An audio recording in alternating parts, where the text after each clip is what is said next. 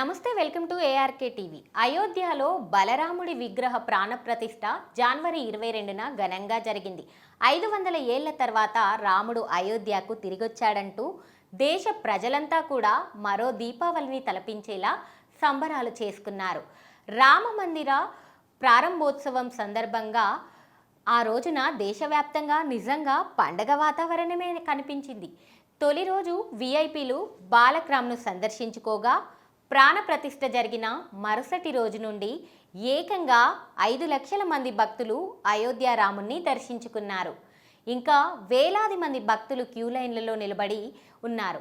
భక్తులు భారీ సంఖ్యలో స్వామివారి దర్శనానికి పోటెత్తడంతో వారిని నియంత్రించడం భద్రతా సిబ్బందికి కాస్త కష్టంగానే మారింది. అయోధ్యలో బలరాముడి విగ్రహాన్ని ప్రతిష్ఠించిన సంగతి మనందరికీ తెలిసిందే.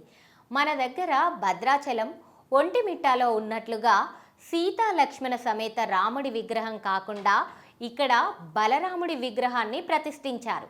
అయితే బలరాముడి విగ్రహాన్ని ప్రతిష్ఠించడం ఏంటనే ప్రశ్న మనందరి మదిలో మెదులుతోంది. ఈ రామ్లల్లా విగ్రహాన్ని కర్ణాటకకు చెందిన అరుణ్ యోగిరాజ్ అనే శిల్పి చెక్కిన సంగతి మనందరికీ తెలిసిందే. సీతారామ లక్ష్మణ హనుమంతుడి విగ్రహాలతో ఉన్న అరుణ్ ఫోటో ఆ మధ్య సోషల్ మీడియాలో బాగా వైరల్ అయింది. దీంతో ఇదే విగ్రహాన్ని ప్రతిష్ఠిస్తారని మనలో చాలామంది భావించారు. కానీ బలరాముడి విగ్రహాన్ని ప్రతిష్ఠించారు. అయోధ్యలో బలరాముడి విగ్రహాన్ని ఎందుకు ఏర్పాటు చేశారనే విషయమై ప్రముఖ ప్రవచనకర్త చాగంటి కోటేశ్వరరావు పేరిట ఏర్పాటు చేసిన ట్విట్టర్ ఖాతాలో ఓ పోస్ట్ కనిపించింది. అయోధ్యలో బలరాముల వారిని ఎందుకు ప్రాణప్రతిష్ఠ చేశారు, సీతారాముల వారిని ఎందుకు చేయలేననేది చాలామంది అడుగుతున్న ప్రశ్న. అయితే దీనికి జవాబేంటంటే, సముద్రగుప్తుడు విక్రమాదిత్య కాలం 1076 నుంచి 1126 వరకు అయోధ్యలో రామాలయం ఉంది. అప్పుడే రామ్లల్లా అని 5-6 అంగుళాల బలరాముడి మూర్తి అక్కడ ఉండేది. కాలక్రమేణా గుడి అక్రమాలు జరిగిన తర్వాత కాలంలో అక్కడే అయోధ్యలో తవ్వకాలు జరిపితే అదే బలరాముడి మూర్తి బయటపడింది.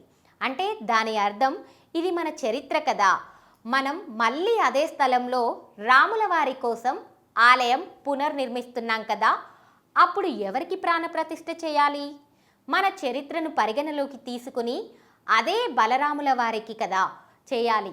అందుకే బలరాముల వారి వయస్సు 5 నుండి 8 సంవత్సరాలు ఉండే మూర్తిని చెక్కారు అంటూ వివరణ ఇచ్చారు.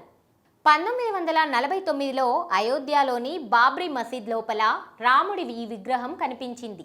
దీంతో ఉద్రిక్తతలు తలెత్తాయి. అయోధ్య స్థలం మసీదుకు చెందుతుందా, రామ మందిరానికా అనే విషయమై దశాబ్దాల తరబడి న్యాయ పోరాటం జరుగుతూనే వచ్చింది. మసీదులో కనిపించిన ఆ రాముడి విగ్రహాన్ని ఇంతకాలం పాటు ఓ టెంట్లో ఉంచి పూజలు చేస్తూ వచ్చారు. త్వరలోనే ఈ విగ్రహాన్ని సైతం మందిరం లోపల బాలక్రాముడికి ఎదురుగా పెట్టనున్నారు. ఇందుకోసం పూజా క్రతువులు కూడా నిర్వహిస్తారు. అంతేకాదు, అయోధ్యలో బాలక్రాముని ఏర్పాటు కోసం 3 శిల్పులు విగ్రహాలను చెక్కారు. ఈ మూడింటి మధ్య ఓటింగ్ నిర్వహించిన రామ్ జన్మభూమి ట్రస్ట్ చివరకు కర్ణాటకలోని మైసూర్కి చెందిన శిల్పి అరుణ్ యోగిరాజ్ చెక్కిన 51 అంగుళాల విగ్రహాన్ని ఎంపిక చేసింది.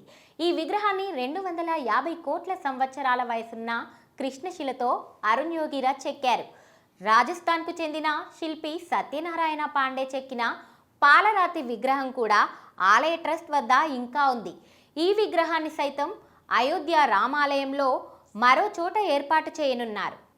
అయితే కర్ణాటకకు చెందిన గణేష్ భట్ అనే మరో శిల్పి సైతం బలరాముడి విగ్రహాన్ని చెక్కారు. ఇక అయోధ్యలో రామాలయం మొదటి అంతస్తులో గర్భగుడిలో బాలక్రాముల వారు ఉన్నారు. ఇంకా 2 అంతస్తులున్నాయి. గుడి పూర్తిగా నిర్మాణమయ్యాక సీతారామ లక్ష్మణ హనుమస్వామితో సహా విగ్రహ ప్రతిష్ఠ జరుగుతుంది. అలాగే మాతా కౌసల్యాదేవికి కూడా ఈ ఆలయంలో పూజలు చేయనున్నారు అని చాగంటి కోటేశ్వరరావు వివరణ ఇచ్చారు.